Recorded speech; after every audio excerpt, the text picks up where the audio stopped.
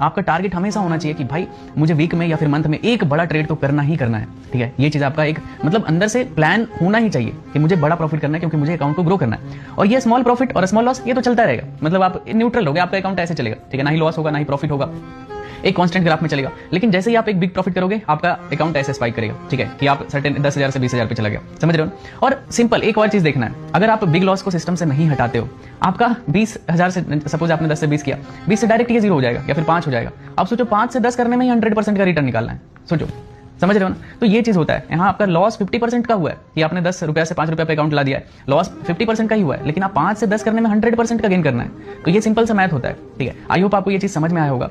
अब देखो मैं एक चीज बताता हूं, देखो जैसे बिग लॉस से बचने का क्या तरीका होता है। बिग लॉस होता क्यों है, सबसे पहले मैं ये बताता हूं। बिग लॉस होता है सिंपल एक रीजन की वजह से, क्योंकि आपका क्वांटिटी डिसाइडेड नहीं है कि आपको कितने क्वांटिटी में ट्रेड करना चाहिए।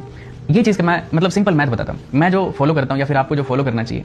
सिंपल इसका एक फॉर्मूला होता है गाइस, ठीक है। इसका फॉर्मूला क्या होता है कि आप जितना भी risk in term of money, ठीक है, divided by risk in term of point, ठीक है, ये होता है आपका नेट क्वांटिटी, आप कितना क्वांटिटी में ट्रेड करना चाहिए। जैसे सपोज कि आपके अकाउंट में 1 लाख है, ठीक है, मैं एक सिंपल एग्जांपल से बता रहा हूं गाइस। आपके अकाउंट में 1 लाख है, आप इसमें से आइडियली कितना रिस्क लेना चाहिए, 2% का रिस्क लेना चाहिए, समझ रहे हो ना, 2% का रिस्क ले सकते हो।